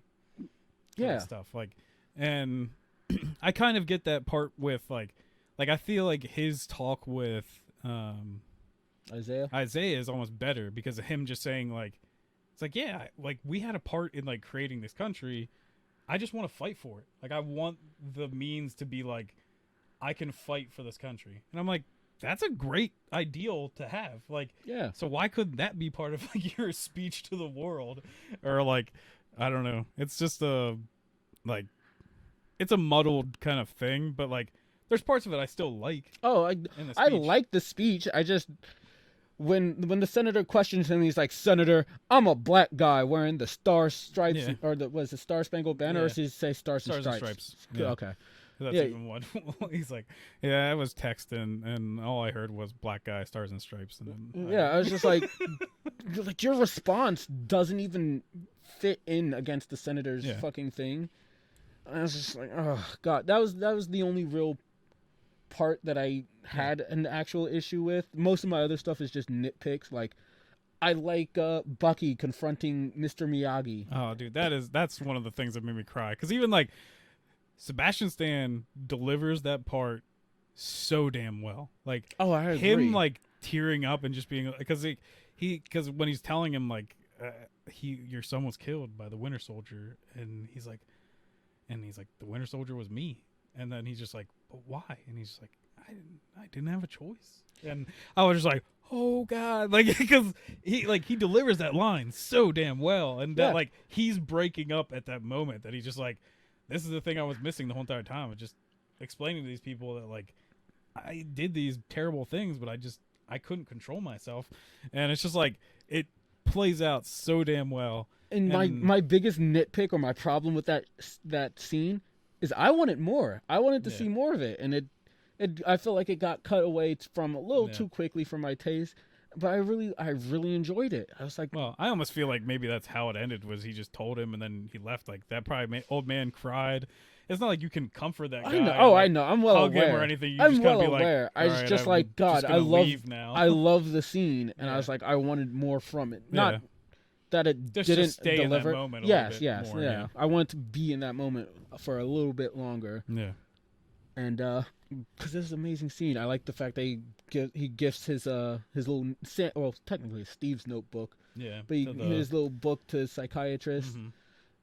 And they leave the scene with like that fucking shot of her painting of the forest or whatever. Kind of passed over it, but freaking Zemo still getting what he wanted. Oh, yes. Jeeves, like, Jarvis, fucking Penny. I don't know what his actual name is, so I'm just going to call him every butler name in the fucking book. But dude, that was so sick. Fucking savage. But he's just like, fucks given. Just boom. And then he's just like, and then just tucks it away, and then that they're like playing it over the radio, and Zemo just sits back with his book, and I'm just like, that's all he wanted. Like, I'm so glad that like they still carried it out, because to him, even if those people make it out, that the government's just going to experiment on them and figure out a new way out of their blood to create a new super soldier serum. So in his mind, he's just like, these people have to be taken care of. And I was just like, and now I love Zemo's character so much. Like, he's just so cool in this. Now you're down to Bucky, Walker, and no, that's just Bucky and Walker. Yeah. Well, technically, Steve Rogers is out there somewhere, maybe on the moon. Fair enough. Yeah, but he's on the moon. He's not on Earth. Yeah. Clearly, Patriot's going to get it as well. Mephisto's going to juice him up somewhere or another. Yeah. Well, he's supposed to just have like a dormant version of it still in his like cells. That Mephisto's going to wake up. Yeah. But yeah, like I love this episode. I think it's a much stronger finale than fucking WandaVision. Oh yeah, by far. It's not as amazing as Mandalorian if we're comparing all of the Disney like crazy ones. I think I like this better than Mandalorian actually. Yeah, it was Luke Skywalker. Yeah, but like that was super cool and all, but like it immediately undercut the tension of that. So, but yeah, this was pretty awesome. Like I actually think like even though I love Mandalorian just as like a series, this show like except for like the first episode being kind of boring, I think this whole show is pretty awesome. Like, oh yeah, it was like I know you weren't super excited about it, so it probably destroyed your expectations. But I was excited about it, and it destroyed my expectations. Like I was super happy with what we got out of this, and especially even like the end, like just the little things of like Bucky flexing on the fucking. I thought you were gonna say Bucky flexing on Sarah, just like yeah, look what I can do, baby. Yeah, how about that? But them just even like their relationship just like getting stronger and stuff too, like just that like him patting him on the back like after he did his speech and stuff like that, and then even later when they're like sitting there together like watching out like the water and stuff, and it's just like, man, like they really built these two as being like best friends somehow. Like it's just like they did such a good job, I think, with this show. And I don't think we gave any real credit here, but Sam's new suit, it looks amazing, sick as fuck. It looks cool. I like the fucking fortress thing he did to protect the opposite helicopter people. Where, even when with the shield on top and the wings as the fucking base. Even like when he's fighting Carly, he's not really fighting. He's just like defending against her. But like he sticks the wings into the ground and stuff, so he doesn't get pushed back. And it reminded me of Iron Spider in Infinity War. Yeah, and then used that leg shit for Thanos. Even like down to when he's like pushing the thing up, and like he has to use like the other red Iron wings Man to tech push it. shit. And then afterwards, he's even like, like I like that he just like it still does hurt him because he's still a normal guy. Yeah, he's not a super soldier. And like there's so many cool parts of this like episode. I just want to know what was in the box. Then they never showed it at all. It was just everything, I guess. Like they just gave him all this amazing shit. He opened the box and it was nothing. It was just a big fuck you. But that suit is sick. Like when he just first shows up, the only thing I don't kind of like is like it looks too bulky up here. Like I know they're giving him the thing that still looks like it's part of like the suit to go back, or like the wings to go back, like to the pack. It looked fine. But I just think it looks too bulky here. But the rest of it looks amazing. Like I think even it's cool that in this suit they give it even more of a nod that like, because the old like Falcon suit in the comics has like this big, like almost like keystone looking thing that's like in his head, but this like it's more pronounced there. Like it's really tiny, but it's like pretty cool that they have that whole like thing on. And like I don't know, that suit turned out like it's almost exactly like the comics. It just doesn't have like the circle-y kind of thing at the bottom with like the lines coming off of it, but everything else almost matches up completely perfectly. And they've did a lot more, I think, amazing things too with his wings, because I think they fold more like actual wings than they do just like a mechanical thing. They do seem way more flexible. Yeah. So like almost all the shots and stuff, like I can't wait for another like either the Cap 4 or more of this series to see like what they're gonna do with like the fight scenes and stuff with it.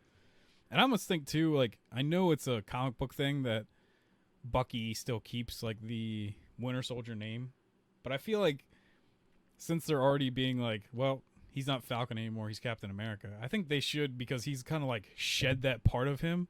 Because even like him at the end being like, that was the Winter Soldier, like it's not me, Bucky Barnes. Like I think it would be so much cooler if they changed the name of that too, where it's just like Captain America and Bucky Barnes, the White Wolf, or like because even like that used to be the comics, was like way back in the day was Captain America and Bucky Barnes or whatever.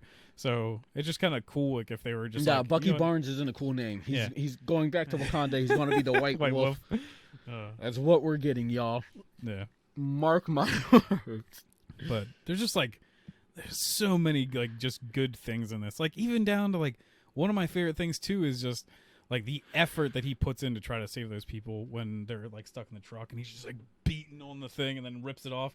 And then the guy that just like hops out and he's just like, hey, thank you so much. And it's just like those little things that like Bucky has never gotten that before from someone. And he's just like, that just, you can tell in that moment it's supposed to be like something that means a lot to him. And you're just like, man, there's just so many like even just subtle things I love about this episode. That's why I watched it so many times, because I was just like, I love this so much. Like, is this kind of like, at first I was like, is this kind of just like maybe I'm so hyped, and then I rewatched it and I was like, no, this is just a damn good episode. And then the other ones were more like showing my family and stuff. I was like, you gotta watch this, gotta catch up, gotta see it. So yeah, I love this whole series. I can't wait for it to come back more. It sucks it was only 6 episodes. Yeah, I can agree with that. But it's also more, maybe it's better that it was 6 episodes. Maybe it's condensed down and we didn't have to feel like we got more like filler crap. That is a fucking upside. Yeah, because I feel like I loved a lot of the Marvel Netflix shows, but they were like 4 episodes too long sometimes. Like they just like really felt like filler. So condense them down, make them a little bit better. So there's one thing I really wanted to see happen at the end of this episode. There's a scene where the Bucky is with Sarah. He's doing this with his metal arm. The kids are hanging all over it. I just want him to do that shit that he does whenever he reconnects his arm. He just spins it. I was more like, it'd be hilarious if he just had it sticking out and then he figured out how he like to detach it and then they just drop with the arm. No, I want the full fucking spin and just launch those bent toenails into fucking orbit. When he just like whatever, like to get it back into like socket or whatever. God, it's the only thing I thought of when I saw that scene. I do like the fact that Bucky's at peace, though. Now I do enjoy it, and I do think he is in need of a change of name now because he's. Well, sadly, like they never did in the comics, Soldier. Which I get, but I mean, it's just like it feels like he's beyond the Winter Soldier now. Like he is just like back to being this kid from the Bronx that like. I don't know. Is just like a sweet, genuine person. So, I don't know. And it seems like maybe he will hook up with a Asian girl again. It seems like she noticed him out there. So, maybe he can get back in there. Maybe the second date will go better since Mr. Miyagi knows the truth. Yeah, and he's not sad anymore. No, she's just going to be like, so why'd you kill his son? Yeah. You want to play Parcheesi? How'd you do it? Where'd you dump the body? I just left him there. Wait, he could have just shot him in the head and left him there. Because didn't they say like they didn't even know how he died or some shit or something like that? Oh. I don't know like the cause of death. He does or some anything shit? with it. I think they have like cleaner people that come in and deal with it. Oh well, still. Fucking. Is there anything else on this episode? I know there's like so much more, but I just think it was funny that like for one. Oh wait, we're not even talking. There's fucking Sharon Carter. Oh, How the fuck did we forget about her? I mentioned her with the dumb mask thing, and then we forgot about her. The only thing that I can think of that's kind of funny to me is that like they make it like a big deal that like when she gets reinstated back to her job or whatever, that she's like, call in, like, I'm gonna get all these government secrets and sell them. And I was like, that's just every politician like ever. Like, like whoop-de-doo. Like, I was like, no politician gets in because they're actually trying to help people. They're just trying to get their own like political and monetary gain. So I'm just like, yeah, that's what she's doing. Like, this is normal. I don't like if she didn't do it before. That's more what's confusing. So I don't really care about the reveal that she's supposed to be power broker. I don't know. I just don't feel like this is a great time. No, we did say it like way earlier. Oh, I know, but I don't know if it was you or me, but I remember like editing the episode and one of us was just like, she might just be the power broker. That's not the fact that she's the power broker. I don't like the way they reveal it. She's supposed to be, playing the good guys, and the good guys are trailing behind Carly. So why are you stopping like right now and be like, hey, we're gonna have this supervillain talk right now, discussing some shit. Backtracks like, oh, you're the power broker. Oh, that's not even French. Yeah, I don't know what that was. It's the Juggernaut. Was that Russian? Fucking. But yeah, like maybe like she plays it wise and she never outright states that she's the power broker. But like, this is still like bad guy talk right now. Yeah. And like, Sam, Walker, or Bucky should be arriving at like any second. You don't. There's no way to know that she can tell who's chasing after who. Mm-hmm. And two out of three are super soldiers that run faster than the average man. So like, she just lucked out and got the. Yeah. She lucked out. She got to talk about how she's the power broker. Killed Batroc. Technically she didn't kill Carly until after Sam arrived. Well, I was also like, the only thing that I thought also was weird about that is like her deciding to like shoot him right away is like, the real evil thing to do would have been like yeah, I'll pay you. And then he would like shoot Carly, and then she could immediately just be like, bam, shoot him, and just be like, well, I guess I don't have to pay you. Because I was like, that would be like the real evil person thing to do. So I was like, I don't know why you chose to be like, yeah, well, I don't do deals, and then just shoot him. I understood it because it was like, Batroc was essentially threatening to be like, hey guys, the power broker's a woman, and we don't listen to what women say because they belong in the kitchen according to Burger King. Yeah, but I mean, she could have just killed him like 5 seconds later after shooting her. Well, I thought she wanted her because now she's like the only super soldier she can technically. But that's what recruit. he says is like, basically, pay me and I'll just get rid of her, and then. Well, that's what I'm saying. I thought, because her whole reason for stopping her was to try and convince Carly to come back to her side. Yeah. So I'm saying I thought she wanted Morgenthau alive. So having Batroc kill her wouldn't do her any favors. That's why she just executed Batroc. And I was just like, hey, come on, we can do this, until she was left with no actual choice but to kill her. But now we also, because the government still has Carly, then we can get the Red Hulk, because they have the Red body. Hulk basically like Gamma and Super Soldier Serum or something like that. That's why he's even crazier.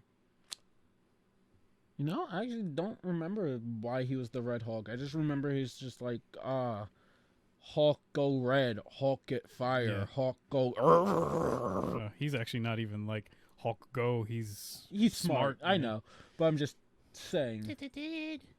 But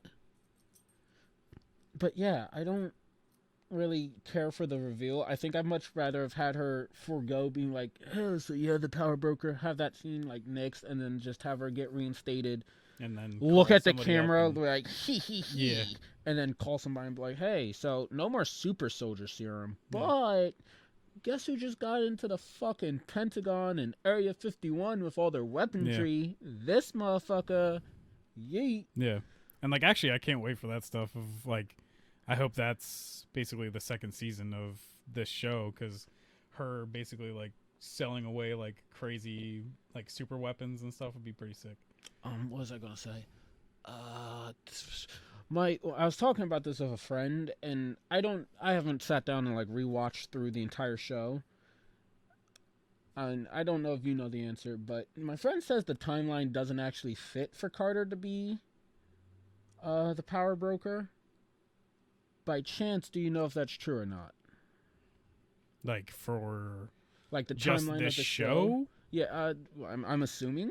Did they say anything that like she did power broker things beforehand or something? I personally don't know, but then again, I don't even know like the time for any of this. Like, episode 5, I don't even know the time, like how much time has passed. But clearly, even there's like, even if you were saying that like, because she leaves everything after like Civil War, that she's there, we still have like the 5-year gap and everything. So there's a lot of time, I think, in between that stuff. Well, Civil War is when she gets kicked to kind of like Mandrapore. Yeah. So I'm talking. I don't know if that's what he meant, but I'm at least talking like strictly within the bounds of this show. Mm-hmm. That her being apparently, I don't know. I have not rewatched through to verify any of this. Unless like Power Broker is maybe like a title, and she took it from the last Power Broker or something. I don't know. We don't know enough information about her yet. Because I don't think this show even gives us any real timeline, because we don't get how much time it took between like in episode 5, between Morgenthau escaping, Walker getting arrested, and then just like that downtime where Sam got to work on the boat, train, Bucky got to go to Wakanda, or at least fetch the Wakandan Captain America suit or whatever. Wow. Like, the biggest thing is that I feel like she's not that torn up when her guy making super soldier serum is murdered. Because you think she'd be pretty pissed after that point. You know what? That's a fair point. That's when she's just running around like shooting people in the docks, like for them, and then Zemo murders her, like her creator, moneymaker. Yeah, like, okay. Well, I mean, that would make sense, I guess, but she'd also have to be keeping her cover up. Yeah. And I think she's smart enough to go, I can't take on Zemo, to be black in America, and the fucking Winter Soldier with a handgun. So yeah. I can at least see that she was playing it safe rather than blowing her cover there. The only other thing I found funny is just like that my mom watching the show, and then she just like, especially when after Bucky is walking down the street after like seeing that guy in the bar and everything, my mom's just like, man, he's handsome. And I just thought it was funny. Wrong. But the thing is, then the like later yesterday when my brother was here, we were watching Winter Soldier, and she's just like, that doesn't even look like the same guy, just because all he has is long hair. Yeah. Like, I like him better with long hair, though. I will. oh, really? I actually like him better with the short hair. Nah. Sebastian Stan with long hair and some fucking mascara shadows on his eyes. Doing nothing but the evil fucking stare. Just that lifeless dead eye. Oof. Zemo's the only man that's in my heart. I'm a slut. I go for both. I don't know. I can't, like, we're probably getting close to wrapping this up, but like, period. I just can't wait for more from like almost all these characters. Let's do a little theory thing again. Whomst do you think Carter was talking to on the phone at the end then? Or who would you like it to most likely be, represent, pop out, whatever? Could be more Norman, if you want to say that that's where the grenades came from. So that means that she's just going to give him more stuff on how to make it, because she got those grenades from somebody, because she's the one that set up that deal. Marvel can use Norman now, right? Since they have like Spider-Man, they would also I don't know. They might have villains, to like talk to set that up.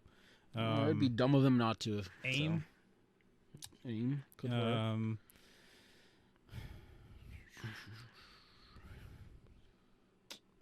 don't know. Trying to think of any other, like, could be like a Thunderbolts thing being set up.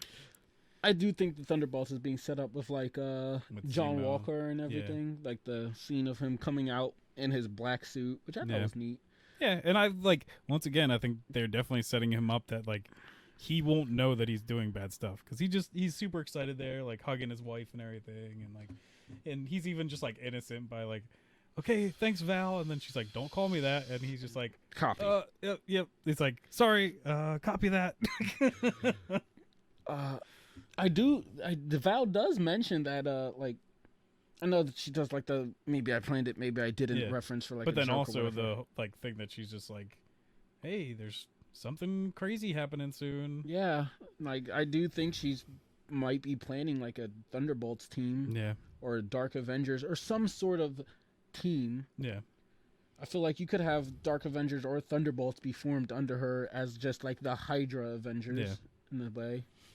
So I don't know. It'd be neat. I'm interested. She clearly has some sort of a connection with Zemo. Yeah.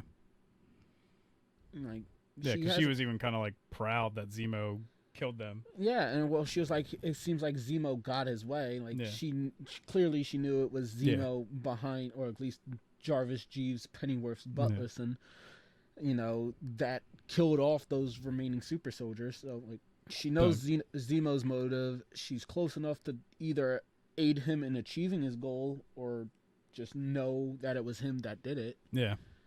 So you got Zemo, you got. But I feel like Zemo would hate her because she's Hydra, because he hates like.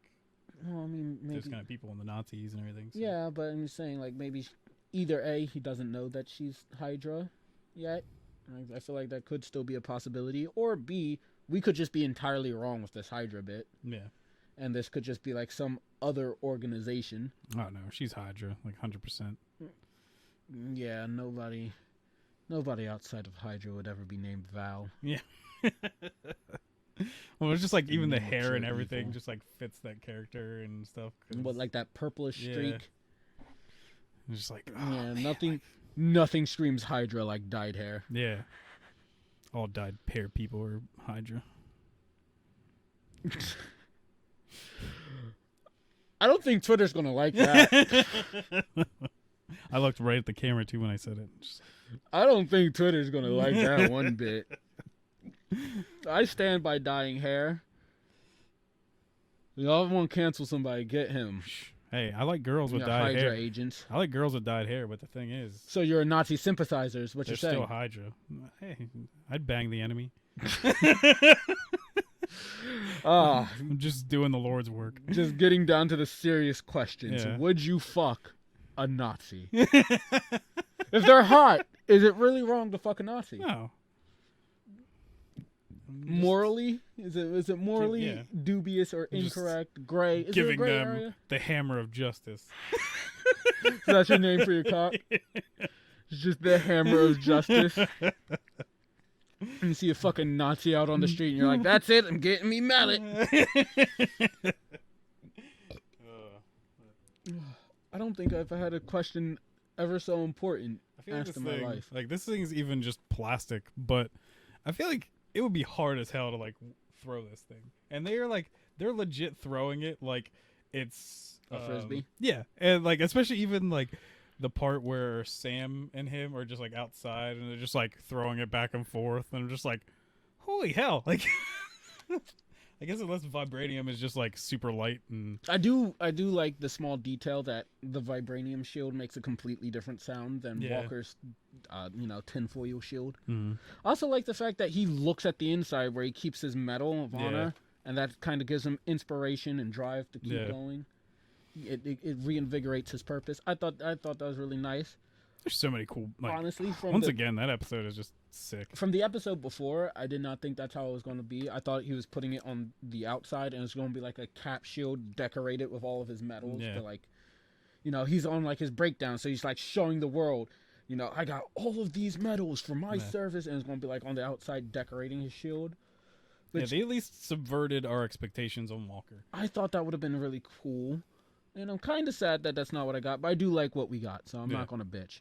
They definitely, like I said, they subverted our expectations quite a bit with Walker, and I think they did a good job with that character. Instead of just making him like a tropey, just having time off, he really came back from that ledge too, because he was on edge. There. And I like that they make a joke about the mask, because it's the helmet. Yeah. like maybe even Marvel or Disney Studios figured out, like, he does look kind of goofy with it, then they're just like, they just nailed it, like, because they're like, what's taking him so long? And she's like, it's probably the helmet. I thought that was a fun line, but I seen him. Granted, he had long hair, and the image I seen, I forget the fucking actor's name, but I seen him outside of like his role of John Walker. He had long hair. I'm like, wow. He's actually attractive. Like, he doesn't. I think without the helmet on, I don't think he's that doofy looking. There's some shots of him where I was like, "Damn, your face is just kind of." It's a little too strong in certain areas, and it just looks weird. Well, that's like even just watching Winter Soldier. I was like, is Chris Evans like the only person that can look good in that particular like mask or like helmet? Because he does look good somehow in it, and it's like because even I think it's even like how their faces are shaped. So like the chin on how Chris Evans takes like the chin strap is like actually like towards him, like it's actually like on the edge here, when John Walker's is like underneath. So there's even like just simple things that are just like, it's just how their face shape is that's like different. But I don't know. Can't wait for more. Mephisto is real. Told you. We'll see like in a month or so with Loki, because he's one of those statues, right? Yeah, I called that as well. You're welcome, Internet. What can I say? I'm pretty fucking amazing. Soon enough, we'll know for sure. I feel like, man, like not even just our jokes, but like there have been so many like just dumb rumor things with it. They should just bring him about. Like it should just happen. He should at least be in what's it called? The multiverse thing. Multiverse of Madness. Yeah. I feel like he'd make it at the very least like a cameo or some shit. But I guess that's not going to happen because he's been confirmed by this episode. So yeah, exactly. Hate to break it to you. Yeah, I think that'll do it for rounding us. It out. Perfect symbolism here. See, the white man started with the shield. Now it ends in the hands of a black. Yeah. Black in America, back at your service here. Because I killed my dog. That's clearly not alive anymore. Right, Ted? Right? God, he's so precious. Did. Oh, there he goes. There we are. Zombie dog. Gosh. Then you kill. Oh, my thoughts are bad. I'd never hurt you, Teddy. I love you too much. You're too precious. It's weird seeing you without a fucking 1,000 volts of energy coursing through you. Yeah, just chilling out. I guess it's nice. You realize you're on camera. You want to be calm, stoic, and cool, collected. I can appreciate that. You're more of a Sasuke character. I picked you for Naruto, but... Believe it. All right. Bye-bye. Deuces, all.